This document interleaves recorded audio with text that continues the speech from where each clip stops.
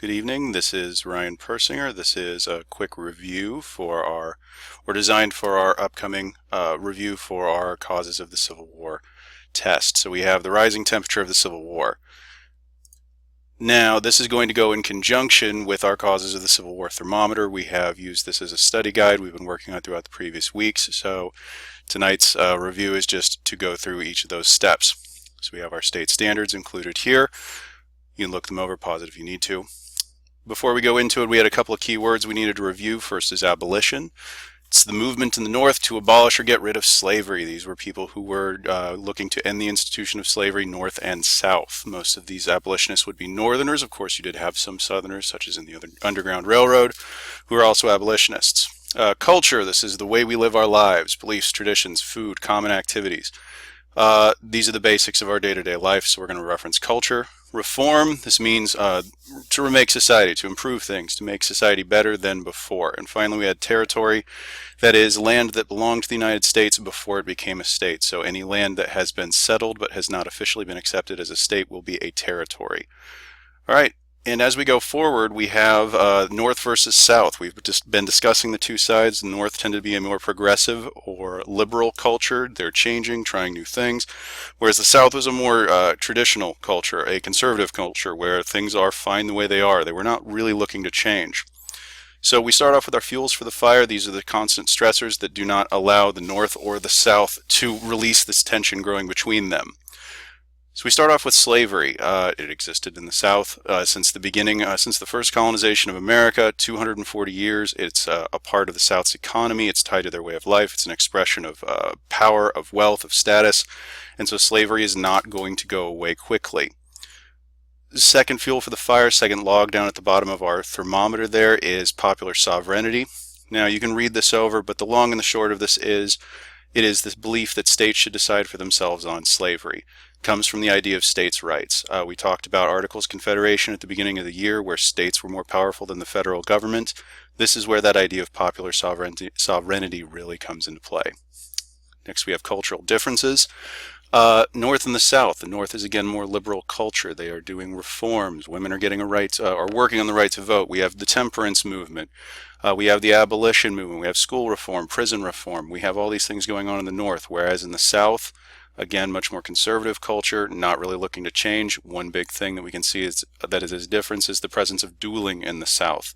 Dueling is considered an integral part of Southern culture, whereas in the North it is looked upon as largely barbaric and violent.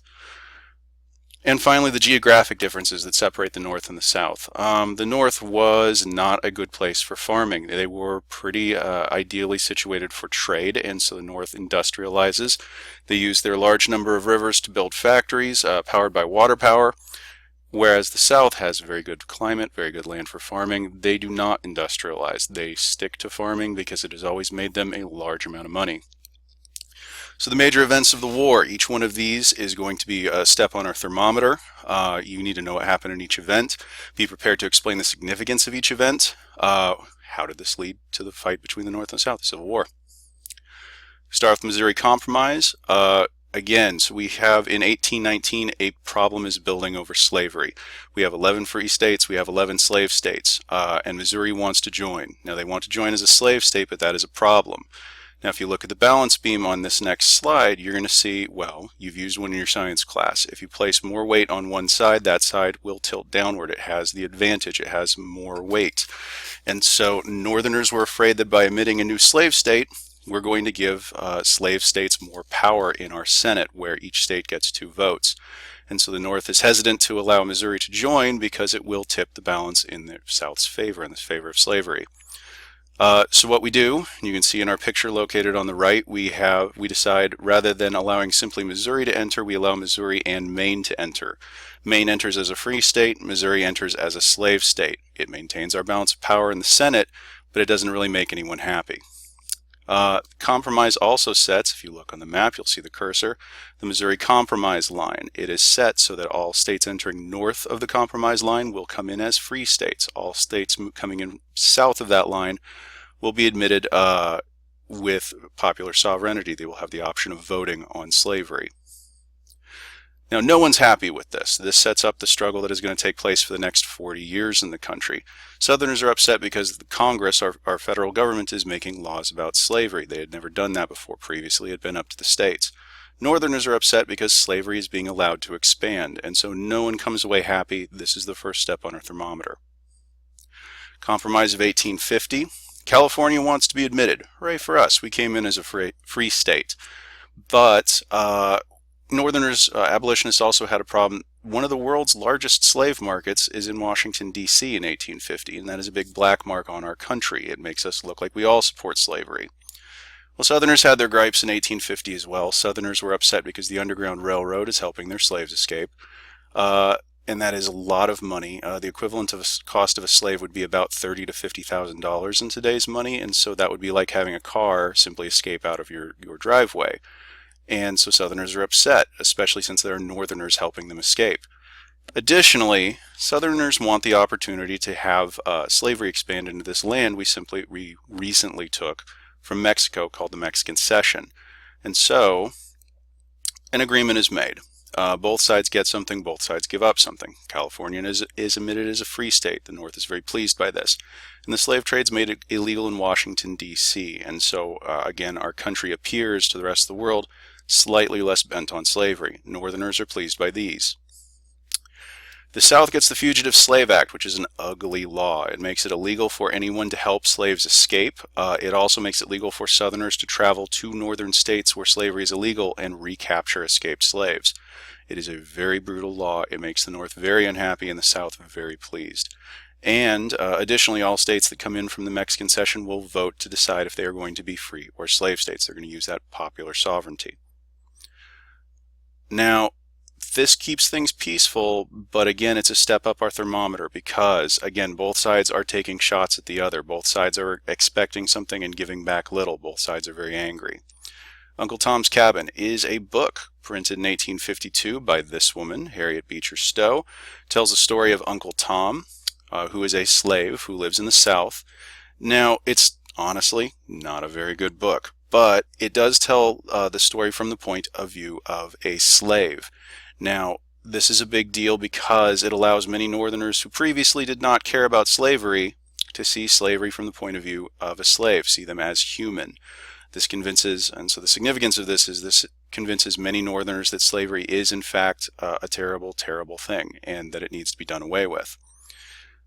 Now, Southerners obviously feel the book is a piece of propaganda. They do not feel that the book fairly portrays slavery.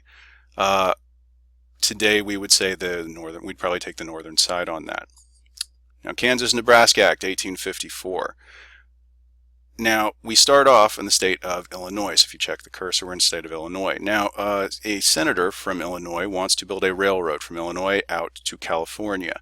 Now, this will bring a great deal of trade and money into Illinois. The problem is, to build that railroad, the railroad will have to pass through Kansas and Nebraska. Now, Kansas and Nebraska should become free states because they are north of that Missouri Compromise line, which seems fine. The problem is the South will not allow those states to enter into the Union because they will come in as free states. It will upset the balance of power between free and slave states. Now, Stephen Douglas, wanting to have this railroad built, wanting to benefit his state, is going to do whatever it takes to get this railroad built, and so he writes the Kansas-Nebraska Act. Now, what the Kansas-Nebraska Act does is it states that Kansas and Nebraska will enter the Union using popular sovereignty. Again, those states will decide to vote on slavery. Now, as you can guess, the South is elated because this gives them an opportunity to expand slavery even further, whereas Northerners feel betrayed by this because it is a change to a previous agreement. If you ever made a bet with a friend, you then won that bet, and then your friend backed out afterwards, they changed the term of the agreement after they had lost. You know that sense of anger that the North was feeling, and so again this raises tensions between both sides. Bleeding Kansas, where we first meet John Brown. Now, because of this Kansas-Nebraska Act, the anti-slavery supporters flood into Kansas. Their goal is to vote in favor, pro and anti-slavery supporters. Their goal is to make sure Kansas goes to their side. Now, thousands of Missourians, which is a slave state, come into Kansas. 8,000 votes are placed in this election. The problem is Kansas only has 3,000 registered voters. Now, these illegal voters overwhelmingly vote for Kansas to become a slave state. Kansas is officially termed a slave state.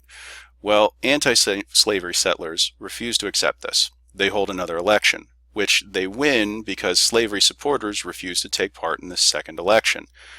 So Kansas now has two governments, each opposed to one another. Kansas is, you can guess, are going to get tense. You can see in our political cartoon, it looks like there's all sorts of ugly things happening in Kansas. Well, pro-slavery sheriff is shot in the town of Lawrence, and violence erupts all over Kansas.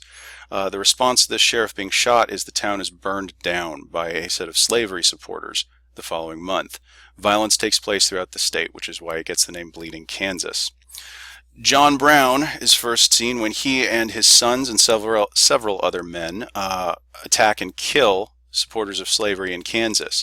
Specifically, they take them from their homes in the middle of the night, walk them out of town, and chop them into pieces with broadswords. It is an ugly thing. So we move to 1856. We're getting close to the time of the war. Senator Charles Sumner is caned. Now, Charles Sumner was a leading abolitionist in Congress. He makes a speech that insults a leading slavery supporter in the Senate as well. Well, the problem is Butler, the congressman who is insulted, is an old man and not likely to fight a duel with a northerner. But Butler's younger nephew, Preston Brooks, walks into the floor of the Senate and beats Sumner with a cane. Now, Sumner never really recovers from his injuries. In fact, Brooks receives canes as gifts from Southerners and receives very little punishment. Now, the reason this causes stress is because Northerners felt that even more strongly that slavery is a barbaric, violent, and stupid thing. So 1857, the Dred Scott Supreme Court case. Dred Scott was a slave who had been owned by a U.S. Army doctor. The doctor had lived for a time in Illinois and Wisconsin territories. Now, these were going to be free states when they officially became states. But he lived in them while they were territories. Now, because of this, since slavery was going to be illegal in those states, Dred Scott, or rather people on Dred Scott's behalf, sued for his freedom. Goes all the way to the Supreme Court. The Supreme Court tells Dred Scott three things, none of them are good. First, they tell him you are not a citizen, you cannot sue for your freedom. To compound on that, they tell Dred Scott you are property. They go even further and say the government cannot take property from a citizen unless they have broken a law. And so, ergo, we follow that logic. What that means is if the government can't take property away from someone unless they've broken a law, it means the government can't make laws to take away people's property, in this case, their slaves. So what this means is it's going to make the North angry and the South very happy. Congress does not have the authority to make slavery illegal in any territory. Only the states can decide that. So it means now all states are going to decide on slavery. We have the Lincoln-Douglas debates. And so Abraham Lincoln, much younger here, he joins the newly founded Republican Party. Their goal is to stop the spread of slavery. Now, Lincoln is going to run, and so we have a quote here, "A house divided against itself cannot stand." I will ask you to pause it and read this. Now, the basics of this is Southerners take Lincoln's speech to mean that he was an abolitionist, and he is against the expansion of slavery, though he never completely states he wants the end of slavery. Now, Abraham Lincoln is running for Senate against a man named Stephen Douglas. We met him before. The two of them have a set of debates, specifically where they debate the merits of slavery as much of their debates. Now, Lincoln takes a strong stand against slavery, whereas Stephen Douglas, who in this picture looks rather like a hobbit, argues popular sovereignty. He tries to make everyone happy and no one angry because he intends to run for president.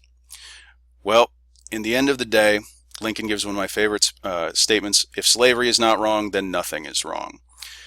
The series of debates becomes widely popular and widely reported. Now, in the end, Douglas wins the role of senator, but Lincoln becomes famous as an anti-slavery or an opponent of slavery. So we go to John Brown's raid on Harper's Ferry. Now, John Brown, after leaving Kansas, moves further east. Specifically, he is going to go to the town of Harper's Ferry, where his plan is with his sons and several other men. They are intending to steal guns from a federal armory, hand them out to slaves, and start a slave revolt. Now, in trying to run this plan, they are in fact stopped by a man named Robert E. Lee, who is later going to be the head of the Southern Army. Brown is wounded, is captured. He fails in his attempt to give these guns out to slaves. He is put on trial for treason.